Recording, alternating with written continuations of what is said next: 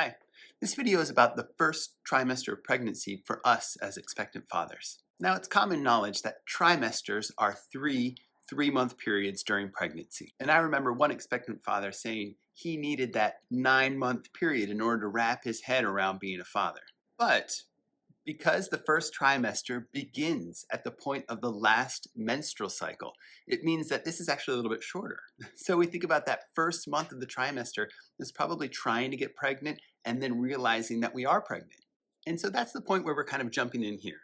Those reactions that we have to learning that we are expecting, that we're going to become fathers. And as expectant fathers, we can experience a range of emotions. And I make this motion with my hands to express that we can experience a range of emotions between different polarities. That range between excitement and fear, joy and terror, commitment and ambivalence, or even what feels acceptable and unacceptable.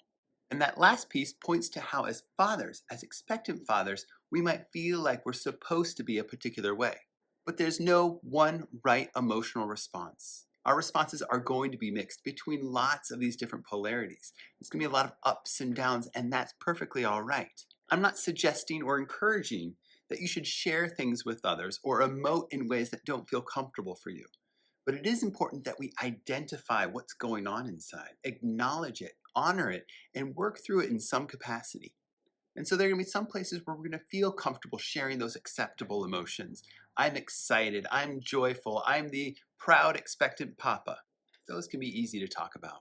What's more challenging are those difficult emotions, the disappointment, the fear, the anger at times.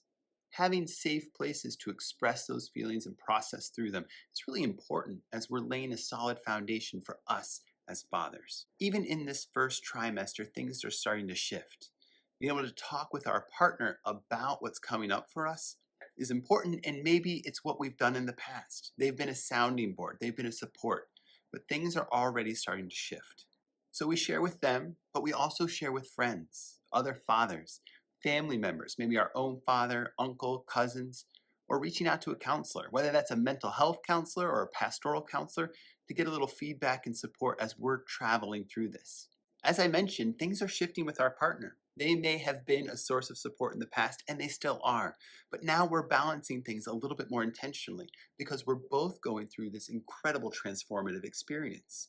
So together we can process what's going on in our relationship. We can talk about what's going on for us as individuals.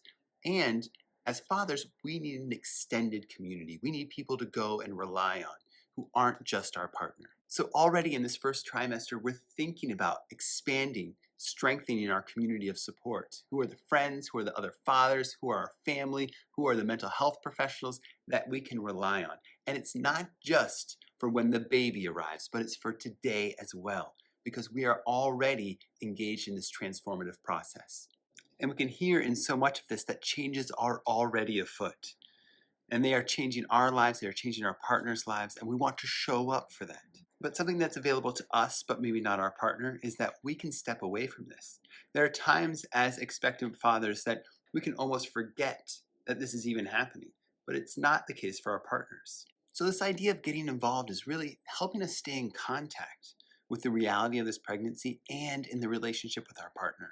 And they're not these elaborate gestures of love and support, but instead it's showing up for healthcare appointments. It's planning the house, organizing the nursery. It's reading or watching videos about pregnancy, about fatherhood. And being involved in this first trimester means we're laying a solid foundation for us to be engaged fathers. So when we show up for that appointment, we bring our planner because we're going to write down the next appointment. We're going to be a part of that scheduling process. When we're talking about that nursery, well, we've got some ideas about that, where it might be, how we might organize it, the stuff that we want to get. And we're going to choose what to read. Our partners are going to have suggestions, but it's going to be on us. Let's figure out what we want to read to help us become the fathers that we want to become. This is a lot of investment, and it's not all the time. It's the first trimester, it's early days, and we're still able to step back and let our minds focus on other things. And our partner too is going to have moments where they forget that they're pregnant. It's going to feel almost surreal. That timing, that flexibility allows a space to open up that we can explore what hopes we have about becoming fathers, what fears we have about this experience. This might be something that we invite our partners to join us in. as we explore not only our hopes and fears, but also theirs, to think about how we might show up together as parents. And it might not be just sitting down and having these serious conversations, but it could be these intentional moments of connection, going on walks together, having meals together, spending time together in supportive ways. And for a lot of couples, this can be a shift where maybe in the past they've gone out for dinner a lot, or they've gone out for activities, or maybe they've just watched TV together. Now, to quiet that space, to create an openness so that they can connect in new ways. The first trimester is also a great time to start connecting with other fathers. We go into this experience with so many expectations, some of which are based on reality and some are just these stories that we've heard. Being able to connect with other fathers, hear about their lived experience, can then inform our own. We don't want their stories to replace our experiences or to make us push the fast forward button so we get to some sort of fictional future. But instead, it helps ground us in a community and an understanding of what might occur. This is also a great time to explore what resources exist around workshops or group meetings for fathers in particular. So much of the discourse about parenthood and about pregnancy focuses on the mother. And for good reason. There's a lot going on there. And it's important for us as fathers to see and hear how we might show up in these spaces, how we can show up in new and better ways. So finding other fathers, finding workshops that center fatherhood then allows us to see how we might bring our unique identity into these spaces. And in some of this, you might hear that I'm encouraging that we as expectant fathers start to connect with other people, essentially sharing the news that we are expecting and talking about what's going on for us. There's no one right time to share this news, and it's something that each couple is going to want to decide for themselves. The old adage is that we wait until we're out of the first trimester because of the potential for a miscarriage during that time. On one hand, this makes sense because societally, we do not like to talk about death. But on the other hand, if we experience a miscarriage, we're going to want to be able to talk about this and get support of our loved ones.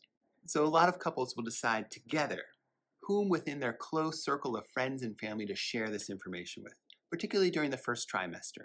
These are the people who are going to bolster us with their excitement and their encouragement.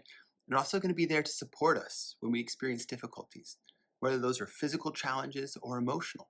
And as we share this news with others, we want to also tune into ourselves. What are the reactions that we're experiencing inside? Do we feel nervous, excited, a little fearful? What does that suggest about what's going on for us? Do we have a supposed to, that we think we're supposed to present this information in a particular way, that we're supposed to feel a certain way when we share it? And then inverting that, do we have a supposed to about how they should respond? Our parents are supposed to respond a particular way. Our friends are supposed to respond a particular way. And we have to be prepared that not everyone is going to respond the way that we think they're supposed to. The friend that we think is going to be really supportive might be distant. The grandparent that we think is going to say, "You're no good, kid," might say, "You're ready for this." We just don't know how people are going to respond. But we want to tune in to our reactions and what comes up for us when we're sharing this information. Moving towards that instead of away from it is going to help us move deeper into our experiences. And this last part is about showing up with our partner.